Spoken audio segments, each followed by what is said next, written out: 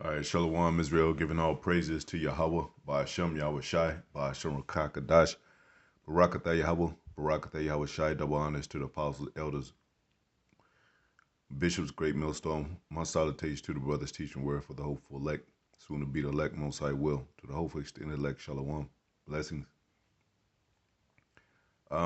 Just a real quick video, I'm going to try to make it quick as possible, hopefully it's edifying. Do you find it hard to support black-owned businesses?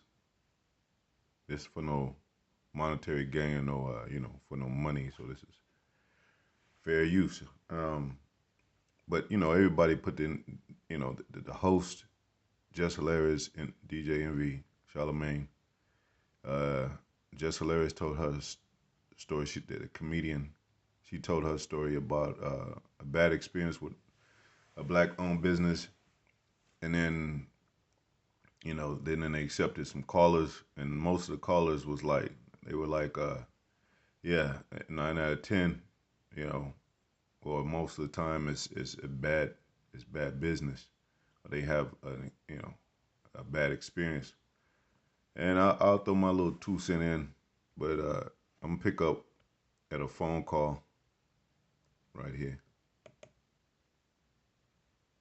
Some very bad experiences with some black-owned businesses, and I feel as though black-owned businesses 9 times out of 10 are just using that phrase as a marketing scheme, and they don't put any credibility behind those words.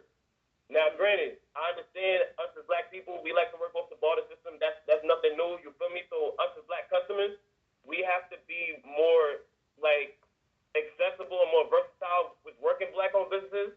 But at the same time, black-owned businesses, y'all really need to know the definition, the denotative definition of the word customer service.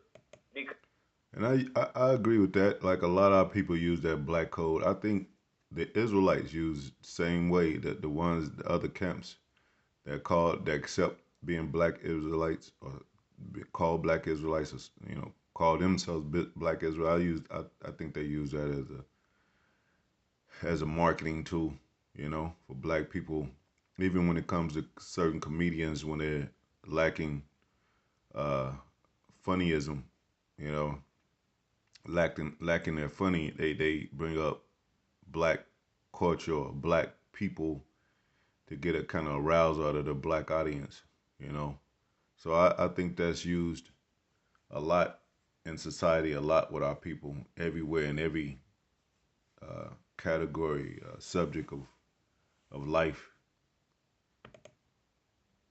y'all just be out here throwing fees on because you sound cool. Y'all be doing stuff for aesthetics, and y'all marketing gets them in the door, but y'all don't keep them in there because y'all don't know how to brand y'all product. Yeah. You feel me? But that's a conversation for another day. You heard? Thanks, Mello. Hello, who's this? I'm gonna get to Own businesses. Okay, I'm not gonna put.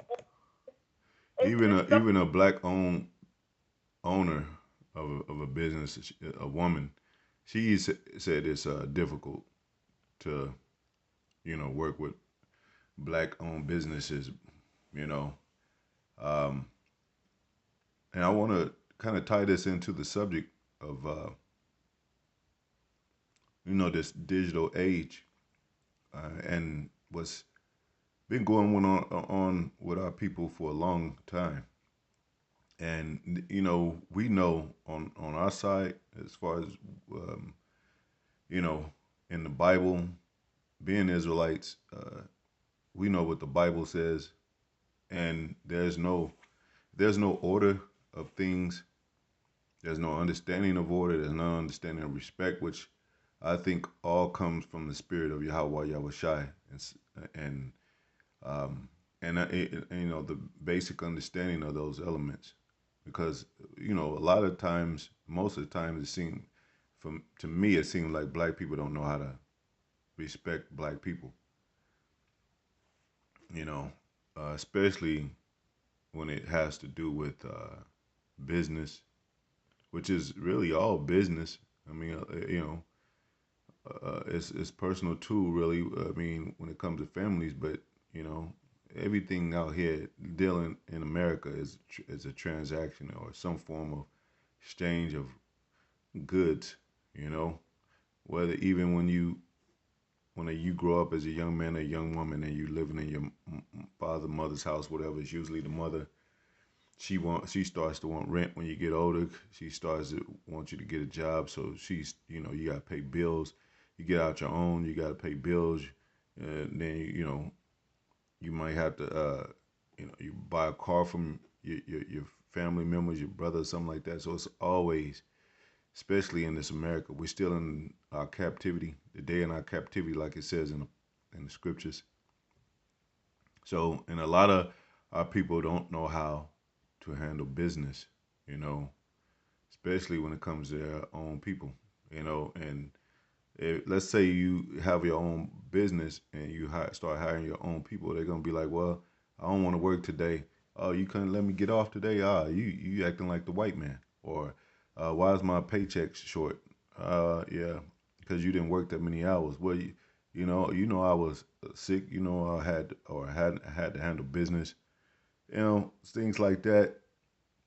It's gonna be some problems, man. I guarantee you. And I think a lot of these thriving black businesses are, especially when it comes to publication, they have some form of have taken the MOTB, I believe, especially in this digital era. We'll find out, more as we go through the rabbit hole in the short years to come, and it might be shorter than 4 or 5 years. It might be even shorter than that. I don't know when the Most High is going to call this, but in the meanwhile, things are going to get worse, and things have gotten worse. The government has been shut down.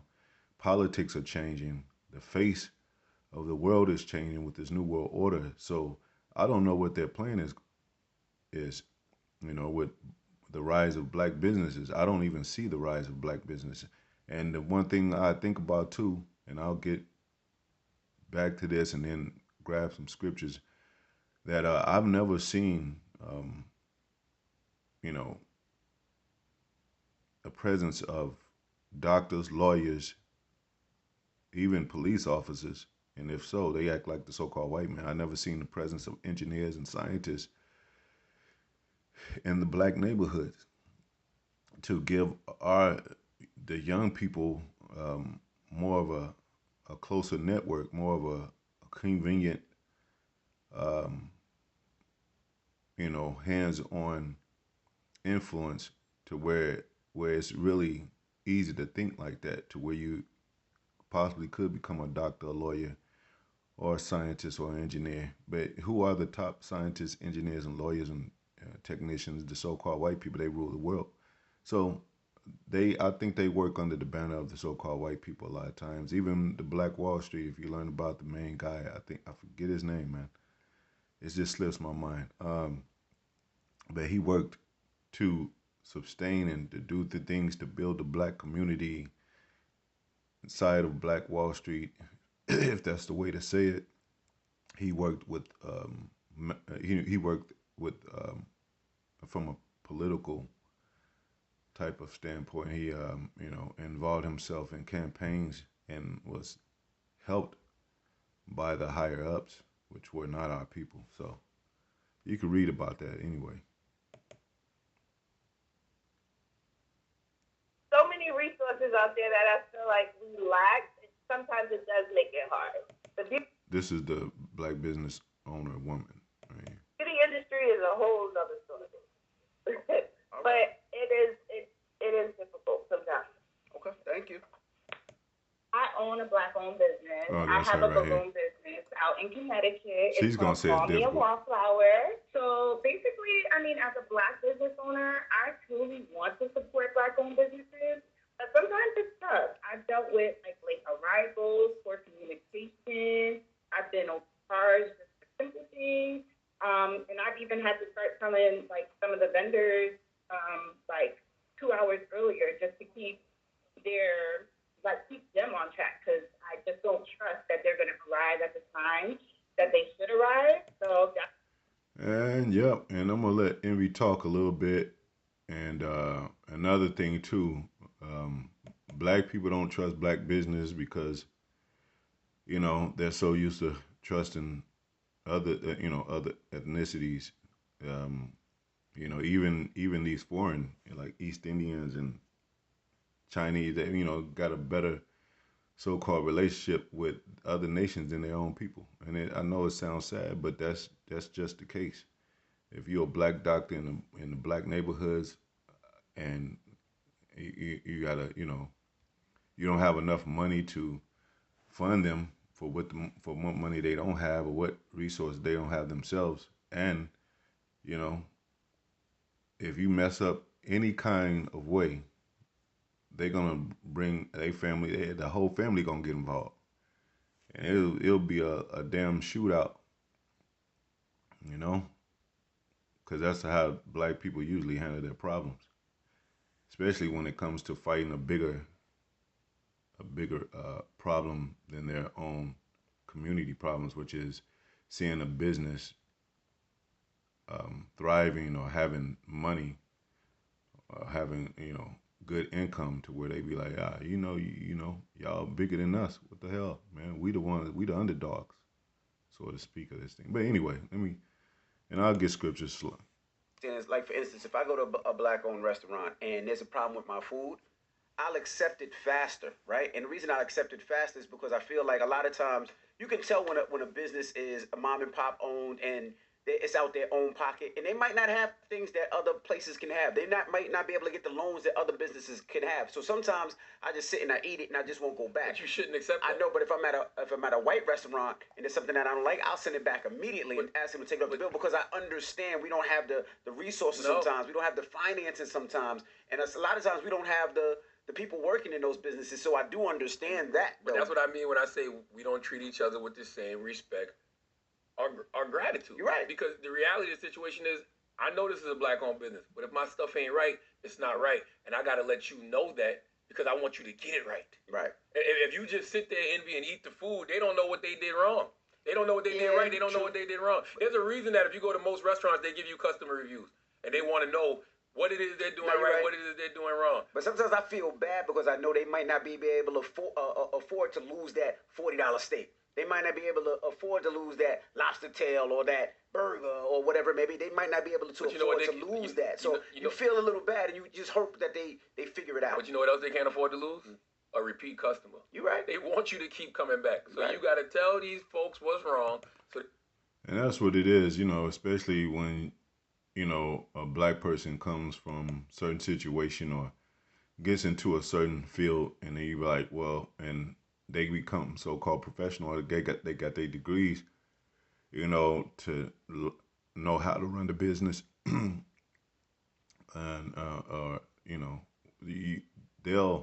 they won't accept error or their mistakes. They'll be like, well, just go to a different restaurant. Quit coming here, instead of fixing the problem for the customer. So if they get reviews and they be like, well, you need to season, the chicken needs to be seasoned more, or this and that, and they be like, well, hell no. You know what I'm saying? They'll feel like they're bending over, for customers. So, but we know what Solomon said, all the labor under the sun is in vanity, man. And it says labor not to be rich, and I think that's one of the main goals for anybody opening up a business, in the worldly way, that they plan to be a successful business, to become millionaires, and one of the most successful businesses in the world. So that's rich status right there. Where's that scripture? I think it's spelled this way. Maybe in the Apocrypha. Yeah, it says, Proverbs 23:4, labor not to be rich, cease from thine own wisdom.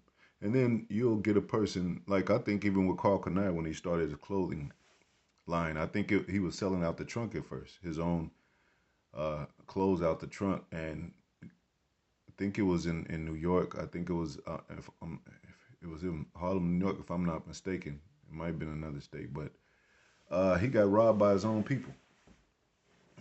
So if your people see money and knowing you got money and thriving businesses, and you really can't single nobody out, because you're really saying That's why GMS they don't they don't do the black thing and they don't do the coming together thing because you don't know who's coming together in the first place. It's a filtering process. It's a purging process, so to speak. You know, so you know, um, like I said, they're gonna be like, well, who robbed you? Well, I just know it was black people, and then it's gonna be well, like they're gonna say, well, yeah, you know, and then they're not gonna trust no black people. They're gonna be like, black people always we fucking up. We always f ourselves over, you know. So they're gonna be kind of looking at everybody that come in there shady as if they were one of those ones that robbed their businesses or robbed their business. So it never really works out, man. And that's not to be negative. It's just the truth. Do your own research, and also so-called white men ain't gonna let it. I mean, if you let a Karen in there, all she do is put in a complaint and tell your whole story. Then what if the one, just like these churches being torn apart? What if the man that owns the business? What if you have a problem with your ex or your wife or something? She come in and wreck your whole uh, uh, restaurant up, man. I think they had a scene like that in Barbershop. I think it was the second one. Anyway, let me get this scripture right quick.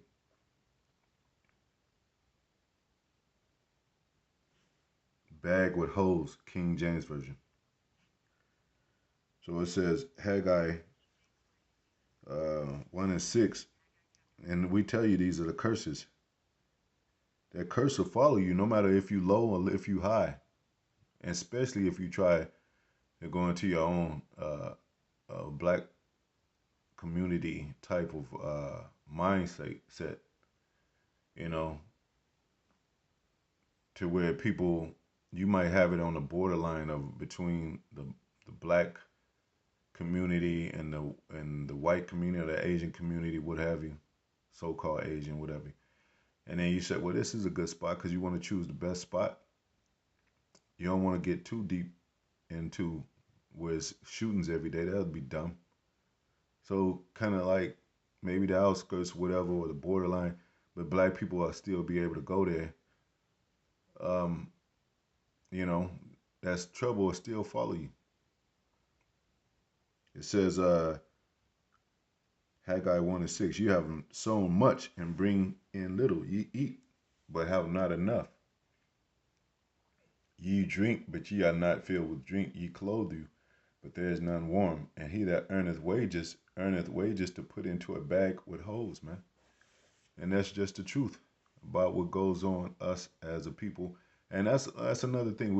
Our people will never understand themselves as a people. It's always black, and then it's always that them niggas over there. It's always those we don't deal with them. You have maybe a black family business against another black family business. Yeah, we had a you know mishap with them. It wasn't no a fallout with them. It wasn't cool, man. We don't deal with them no more. So you're already on a path of just not being able to work with your people. You know what I'm saying? Even further down the line, because that's what it takes. Part of what it takes to build to where you get some, promising uh, feedback, promising outcome. You know. So if you're a business and you can't talk to a whole family, or a family business can't talk to a whole other family business of your own people, that's a big strike, man. You be like, who cares about them? Well, that it's basically saying you're not gonna be able to get along with another family, another people in the future. I mean, another part of your people in the near future. It's gonna probably be another kind of situation, but shit, you supposed to be like it said in the scriptures, be a one mind, one body, one baptism, one spirit. And our people don't understand that. They think you could be doing 10 different things, 10 different mindsets, and then come together. That's what these other camps believe. That's impossible. It says kind of one agreed to one paraphrasing be joined to another lest they agree. So as long as you're not in the spirit for the Most High to accept, your that kind of business, which a lot of this is, I mean, anything outside his truth is worldly business, And Jake think he could thrive, and like these churches. I mean, they supposed to believe in God, but they really don't, and that's why they're falling. And the reason why it's thrived for years, it says in the scriptures, wicked prolongeth their life. It says in the scriptures that there's people that do well, there's people that do make money, there people are rich. The wicked are rich. So that has nothing to do with the Most High. Just because you are a thriving church and it's been up for 20, 30, 40 years with deacon so and so with and preacher so and preacher Polly in there, you know. Um,